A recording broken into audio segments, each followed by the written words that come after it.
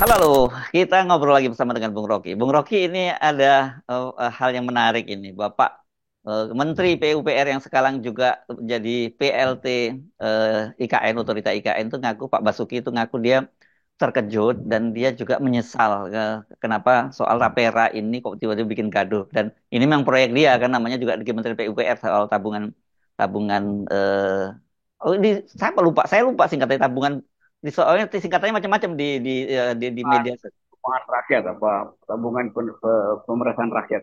Itu dia ya. Saya lupa karena terlalu banyak di istilah di media sosial dan buruh juga udah mengancam akan turun besar-besaran begitu dan kelihatannya kalau kali ini mungkin pengusaha akan membiarkan buruh untuk demo besar-besaran paling tapi diatur ya jangan sampai nggak produksi. Mungkin gitu sekarang pekerjaannya juga pengusaha juga begitu. Hal yang paling menonjol adalah keterangan dari Menteri PUPR Ya. yang juga meminta ya nggak usah dipaksakan kalau artinya memang dia tahu bahwa ini bermasalah, Hmm. bahwa proses untuk menghasilkan keadilan itu dibatalkan oleh keinginan untuk mengakumulasi itu. Jadi mengambil lebih dulu, nanti soal 20-30 tahun ke depan itu urusan anak dia lah, anak Hmm. itu si guru atau si karyawan. Ini yang tidak pernah kita bayangkan bahwa pemerintah bisa begitu rakus dan kayak orang kalap itu. Semua hal yang dikumpulkan oleh rakyat diambil kembali oleh mereka kan. Hmm. Apalagi tanpa ada persetujuan DPR, tanpa ada semacam perundingan antara buruh, pengusaha dan pemerintah. Kan semua hal itu tiba-tiba sudah ada di depan mata tuh. Dan kemungkinan-kemungkinan bahwa dari awal memang ada kepanikan pada pemerintah sehingga harus dipaksakan undang-undang itu supaya berlaku secepat mungkin. Hmm. Tetapi sekali lagi bocoran-bocoran dari dalam kita bisa bayangkan misalnya terus separuh menteri itu nggak setuju. Bahkan Ibu Sri Mulyani mungkin dengan cara yang sedikit merenung menganggap bahwa ini akan akan jadi masalah nanti Hmm. ketika kebutuhan hidup dari buruh di dalam keadaan ekonomi yang memburuk ini tidak bisa dia penuhi gitu. Ya. Atau sebetulnya ada sekelompok uh, oligarki yang juga merasa ini berbahaya bagi mereka tuh, karena terlihat bahwa juga oligarki nggak mau untuk menyumbang Hmm.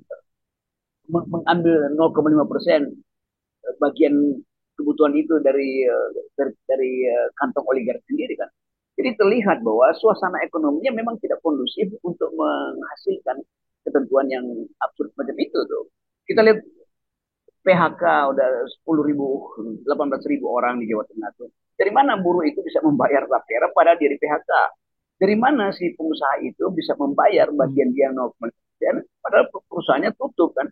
Ya. Jadi betul-betul momentumnya nggak ada tuh. Nah, tentu pemerintah tahu bahwa momentum ini nggak ada, tetapi lebih konyol lagi pemerintah menganggap kalau ditunggu momentum datang uang nggak keburu kekumpul gitu.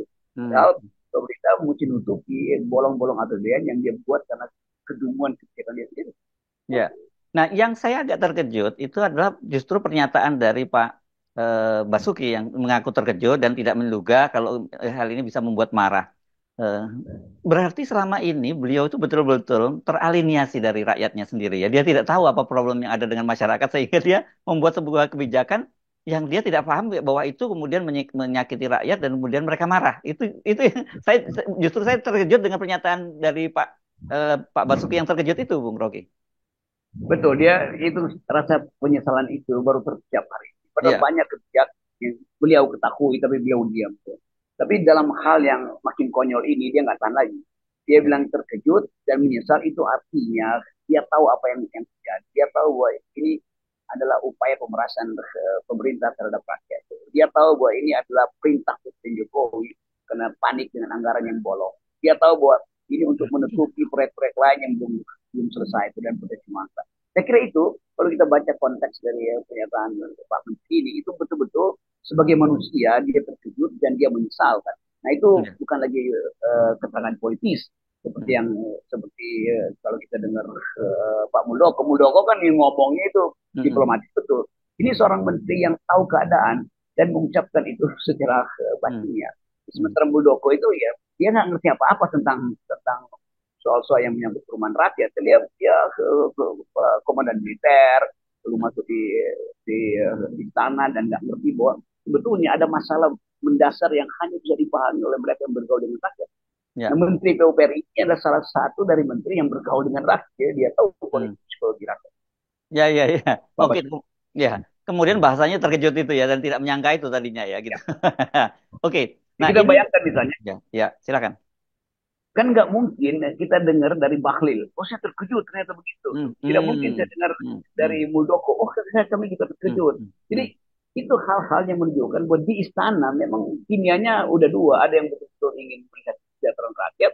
Ada yang menganggap bahwa udah itu gampang nanti diatasi dengan kebijakan makro berikutnya kan. Itu urusan hmm. Pak Prabowo nanti Ya, untuk melengkapi peraturan-peraturan itu. Pokoknya ya. rampok aja dulu rakyat sekarang. Ini yang kita sebut, ini Jokowi memberi beban pada Prabowo dan sangat mungkin Prabowo udah gelisah juga ini bagaimana caranya itu Hmm, menghasilkan pertumbuhan ekonomi sementara konsumsi nggak naik itu.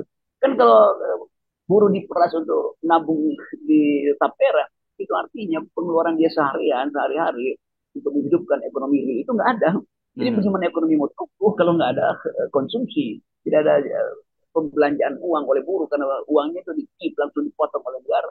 Ya, ya. Nah, ini saya kira untuk setidaknya saya mencatat untuk kedua kalinya Pak Basuki menyampaikan pernyataan yang membuat kita terkejut. Yang pertama ketika dulu dia menyatakan dan itu membuka mata, akhirnya itu konfirmasi sebenarnya soal bahwa tidak ada satupun investor yang masuk ke IKN, ya, Bung Rocky, pada waktu itu. Dan kemarin-kemarin pun dia juga menyatakan bahwa pembangunan itu sekarang yang sekarang sudah 80% itu dana APBN ya, yang investor dari swasta asing itu tidak ada. Dan ironinya sekarang dia ditunjuk untuk menjadi PLT otorita IKN. Saya bisa menduga bahwa tumpukan penyesalan Pak Menteri ini udah banyak dan Mhm, saya kira dia sebelum dia juga akan mengundurkan diri. Prediksi saya dia nggak tahan. Dia tahu bahwa sementara demi pencitraan, di stabilitas kabinet ya cuma itu. Tetapi dalam hati dia tahu bahwa dia nggak akan sukses. mhm, Kita bisa baca itu karena orang semacam beliau itu tahu bahwa pada akhirnya dia harus mendengarkan suara rakyat itu mhm, dan hati nurani pasti menista. Demikian juga mantan petinggi otorita itu Pak Bambang mengucapkan hal yang sama. Saya mhm, memihak pada rakyat dan itu artinya dalam kabinet sudah tidak ada orkestrasi yang dipimpin melalui partitur yang sama. mhm. Dan para vokalis mungkin akan muncul pelan-pelan. Kalau ada buruh dan saya kira buruh akan bergerak dalam ini, itu pasti diam-diam Pak Pak Menteri PUPR ini Pak Basuki ini memihak dan menganggap bahwa memang hak mereka untuk menuntut keadilan dan tidak ingin diperas oleh negara. Ya, ya. Pak Basuki ini kita ingat waktu rame-rame ada kabar bahwa menteri dari PDIP, karena Pak Basuki ini kan kader PDIP meskipun masuknya dia Ya, sebagai profesional, kan pada waktu itu disebut dia juga salah satu menteri yang akan mundur kan. Tapi kemudian karena dilarang oleh Ibu Megawati kan kemudian mereka tidak jadi mundur. ya sebetulnya Ibu Mega tahu bahwa kalau menteri-menterinya mundur itu kabinet langsung hancur. Jadi Betul. ada juga macam wisdom dari Ibu Mega itu. Tetapi dalam putaran berikutnya tentu Mega menghitung bahwa yang penting saya sudah kasih sinyal ya. Nah sekarang mungkin silahkan mundur. Dan Mega pasti nggak. Dan sekaligus hitungan saya begitu tuh. Dan Ibu Mega pasti lihat akan mundur. Dan Pak Jokowi tentu berupaya untuk menangani itu. Tapi beliau nggak punya lagi kemampuan. Terus sementara minta tolong pada Pak Prabowo ya nggak mungkin Pak Prabowo udah sibuk dengan jenis kabinet sendiri kan. Ya. Jadi orang seperti Pak Basuki kalau dia mau mengabdi ya dia mungkin akan mengabdi lagi pada Pak Prabowo. Tetapi di dalam penelitian jenis kebijakan yang ditinggalkan Pak Jokowi itu nggak boleh jadi beban dia nanti di dalam kabinet Pak Prabowo. Kan begitu intinya tuh. Ya, Jadi kita ya. lihat tiga empat menteri yang mempunyai pikiran seperti itu bahwa tidak mau lagi ada di dalam kondisi yang ditinggalkan oleh Presiden Jokowi. Ya, tapi kan saya kira kita tinggal ngitung berapa ini. Sekarang sudah bulan Juni, Juli, Agustus, September, Oktober, November. Tinggal tinggal 4 bulan lah efektif ya, Bung Rocky. Dan ini yang kita mesti perhatikan ini Pak Basuki ini karena bagaimanapun tekanan dia sekarang sangat tinggi. Keinginan Pak Jokowi untuk melaksanakan sudah pindah ke IKN pada bulan Juli dan kemudian tanggal 17 Agustus itu akan ada upacara di sana. Saya kira ini beban berat di situ dan kalau dia kali ini fail, ya memang tidak ada pilihan lain dia akan menyatakan ya saya mundur bukan karena saya tidak mampu, tapi target yang terlampau berat. Ya dari awal target itu diketahui oleh si bersangkutan bahwa tidak mungkin terjadi itu. Ada Hmm. soal tanah di situ, ada soal lingkungan, Investasi. ada soal utang, investasi yang gagal tuh. Jadi kita bisa bayangkan bahwa yang dimaksud oleh Jokowi adalah kesempatan terakhir dia untuk memperlihatkan nyala lilin dia. Dan Hmm. itu saya kira nggak akan terjadi. Itu penanda awal bahwa ya itu sudah selesai. Pada akhirnya begitu tuh. Tidak ada orang yang pesimis. Kalau kita ngomong dengan bocoran-bocoran para menteri itu kan nggak ada yang optimis bisa dijalankan.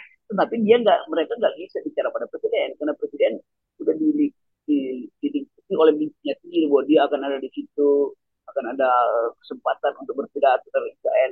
Hal yang pasti gagal.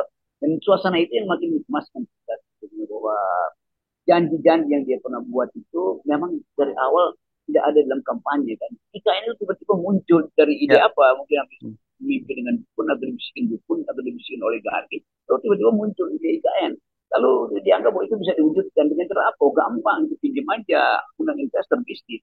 Dan sampai sekarang nol yang masuk di situ kan. Padahal itu idenya dari awal ada investasi asing gitu loh. Hmm. Tapi kemudian datang seorang pengetahuan namanya Bahlil, tahu pada Jokowi udah ada 1.200 investor yang nunggu. Lalu Pak Jokowi kutip itu, Hmm. ternyata nol. Kata Pak Basuki nggak ada satupun yang masuk di situ. Hmm.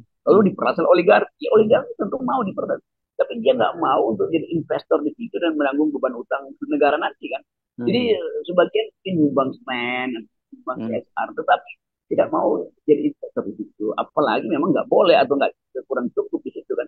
Kan Ya, ideanya sebelumnya adalah foreign direct investment dari luar negeri, bukan betul. dari Hmm. dalam. Ya, tapi ada juga yang main ambil untung, Bung Rocky. Seperti Partai Indah Kapuk sudah dapat konsesi sebagai PSN, Bumi Serpong Damai juga dapat, Sinarmas juga dapat dari PSN. Jadi ini saling saling apa ya, saling tipu lah begitu caranya itu, atau saling apa, Itu saling memanfaatkan. itu artinya oligarki ngerti dia diperas di IKN tapi dia mau Hmm. dapat untung di Pantai Indah Kapuk lebih jelas untungnya daripada yang diperas kan dianggap itu kalau oligarki diperas presiden Pak Jokowi itu buat mereka itu apa namanya sangkos itu ya biaya hilang sama-sama aja lah Ya, ya, ya, ya. tetapi Pantai Indah Kapuk itu betul-betul potensi yang baru ada di situ ini udah untung di depan sebetulnya yang investasi di IKN udah dapat untung duluan itu udah Hmm. profit before operation Ya, ya. di Pantai Indah Kapur. Yes. Oke, Kawasan jadi elit tempat dari IKN. pokoknya tetap untung kalau mereka ya, Bung Rocky ya. Yes, pasti untung. Yes, Ini kan oke. ini satu jaringan yang memelihara profit bersama-sama. Yes, oke. Baik, makasih Bung Rocky ya. Ya, tetap 0%. Yes.